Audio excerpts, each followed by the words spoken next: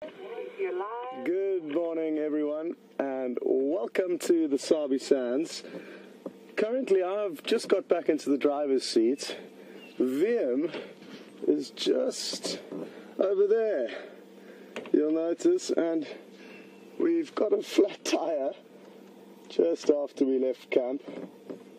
And Brent's vehicle is currently having some technical issues. It's just a wire cable or a cable that broke. So Alex and Brian and Brent are busy fixing that problem. We've busy just finished fixing this problem, and now we can continue on the morning. So just a little bit of an abnormal start, but we are going to have to head back very slowly towards the workshop in order to drop off our spare tire, which we need to get fixed. Let me just see how bad this tire is that we've just put on. The camera, Wium. No problem. Okay. And I need to plug in the final control radio, which I had unplugged so they could chat to us while we were changing the tire. So, all quite of an interesting start. We've got a whole checklist of things we go through to make sure everything is in working order, and in just a few minutes after we had gone through our checklist, this tire went flat, and our spare tire, which we've put on, is also evidently flat. So we probably can't move too far from here because the tire we've just put on is actually no good to us, which means it's a great time for me to let you know exactly what our plans were for this morning and what they will continue to be just after a slight delay. Brent is going to go up and check the northern half of the property, and Wium and myself will be heading to the southern half of the property. Our initial plan was to head to the hyena den site. I popped in there yesterday morning and it wasn't active, so it will be good to keep a tab on what they've been up to. The hyena are such awesome animals, and the fact that they do have a den site on our property is a huge, huge benefit for us, because many of the game viewing areas that you may work in may not have a hyena den site, and it's one of the best places to view hyena on Philemon's Dip. And Brent is going to eventually be following up on the Kuhuma Pride of Lion, which were in the northeastern corner of our property around Buffalo's Hook Dam. But he's going to take a very specific route to get there, and he's going to head up our western boundary onto our northern boundary and then travel east along our northern boundary just to make sure no animals have come in or left our property, and that will be en route to the Nkuhuma Lion. So rather than heading straight there, he would rather try and gather a little bit of intelligence along the way. The Nkuhuma Pride could well have moved off. They finished their hippo kill last night, and it will be interesting to see whether they are still there relaxing. They could be at Buffalo's Hook Dam, or whether they've moved off, and if they have moved off, where they've moved off to. Now, in the meantime, because we are going to have to take this tire off, I might as well show you a little bit of how our equipment works out here. There's a jack called a high lift jack, or up in East Africa they're known as Tanganyika jacks. And it's quite a dangerous piece of equipment, but a very useful piece of equipment. So let me show you. One thing that's very important to check before jacking up a car is the handbrake, and to ensure that the car is in gear. So this is the high level jack, and it's an incredible piece of machinery that makes jacking up a car very easy. However, it is dangerous because there's a huge amount of pressure that rests on all these joints, and if it was to slip, which it occasionally can, I will show you what happens, and we want to try and avoid that at all costs.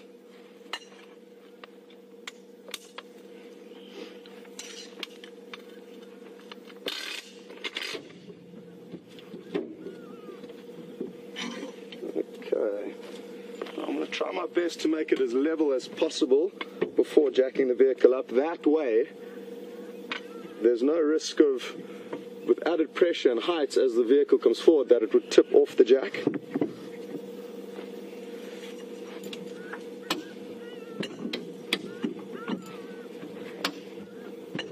Okay.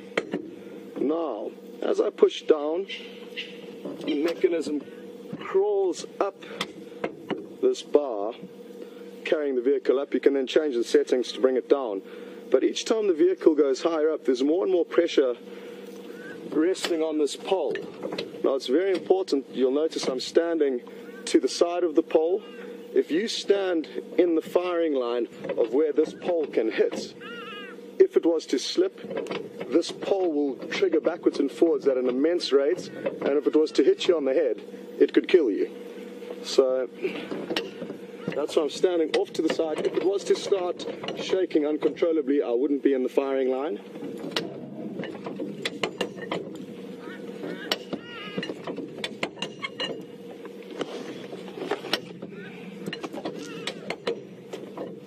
One more should do it.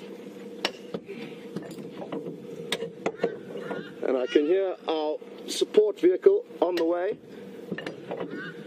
So we should have help very shortly.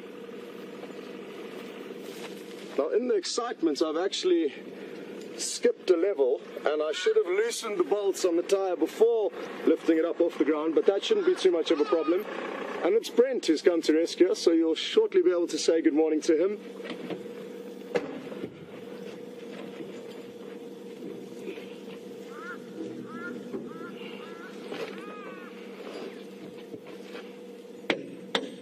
So I'm taking you on a bit of a high-level jack joyride here.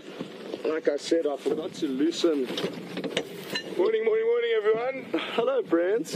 Here we go. There's your spare. Thank you. Welcome. Hopefully we'll have the jigger up and running in the next 5-6 minutes. How's the cable repair coming along? It's getting on. Alex is working his technical magic.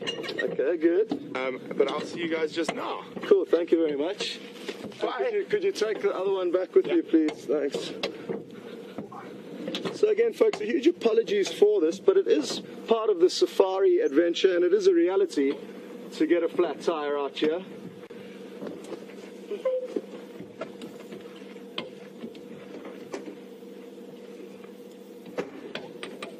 Now, one thing that you all do need to know is that with all the lion sightings we've been having, we've been driving over lots of lion dung, and it stinks. And there's so much of it built up around the wheel mounting that every time I put my head down there, it's not a very pleasant experience. Anyway, I'm more than happy to have to deal with this because it's one of the realities of spending time with lions. You occasionally drive over their poop, and then your car stinks for weeks.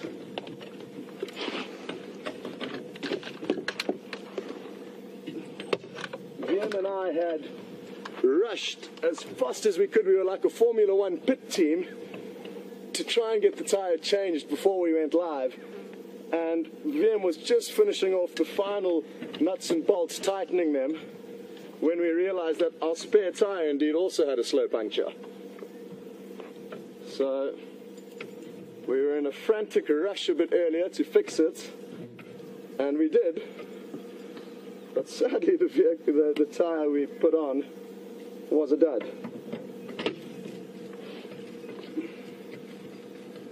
Now, I think I'm willing to take a chance here and bet with you that due to the fact that we've been delayed ever so slightly this morning, it's going to pay off, and it's going to mean we're going to be in the right place at the right time to find a leopard crossing the road, elephants mating, who knows? But it's often these funny little hiccups that often set your timing right and get you into the right place at the right time. So let's hope that that is the case today. Okay, just one more bolt that I need to loosen, and then I'll jack you all back up again and put the new tire on, and then we are heading straight to the hyena den.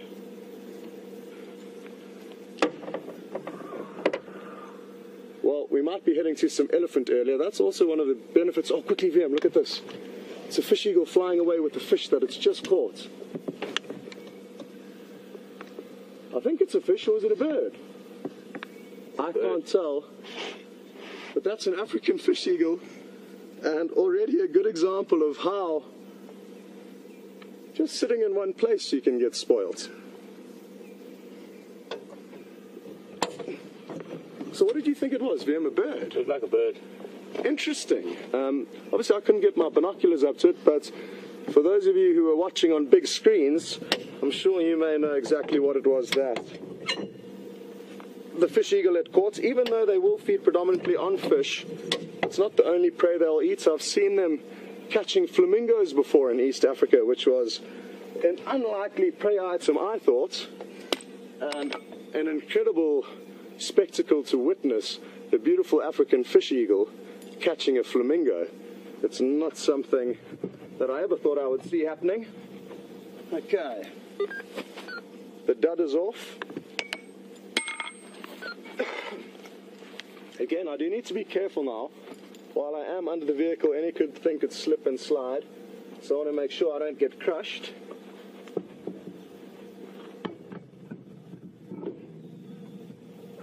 Okay, all good.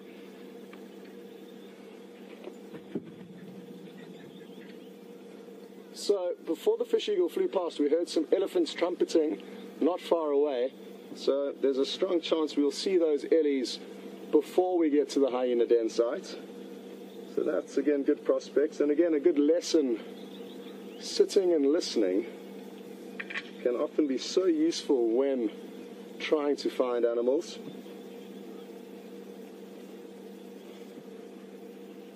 Oh, the lion dung is absolutely horrifying.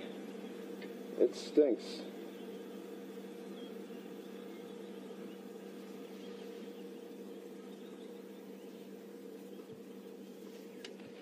Another thing that we've heard while we've been waiting here are the ground hornbills calling. Now, for those of you who were on yesterday afternoon's drive, you may remember seeing a few brief glimpses of some ground hornbills, and they're very rare birds that we don't see very often. And they've also got a very beautiful call, and they are in the area of the hyena den site, so we might get to see them as well.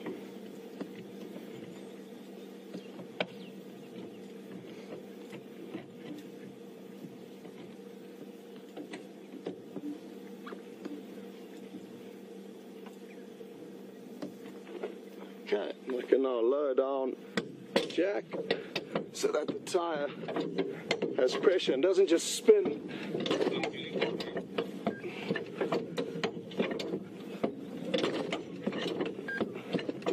When I loosen the bolts,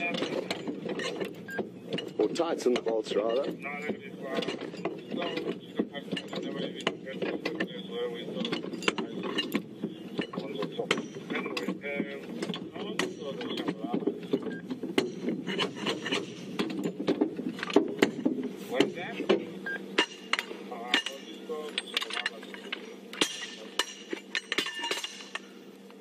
Okay. Good. 30 seconds, folks, and we will be gone. Okay, so, is there no one giving an update about the cloud or anything? I don't know. I'm so heading up. So should have had like, I think I was off past the central. Okay. Whew. Worked up a little bit of a sweat. It's a nice cool morning, not as cold as it's been the other mornings. That's not usually where it lives. We usually bolt it onto the hood, but because we are in a rush, we will put it there. We're going to put the spare tire behind us so Alex can come and fetch it when he's finished helping Brent fix the broken cable. That way he can get the spare tire fixed, and then we are good to go. Well, huge apologies for that, but now the show continues.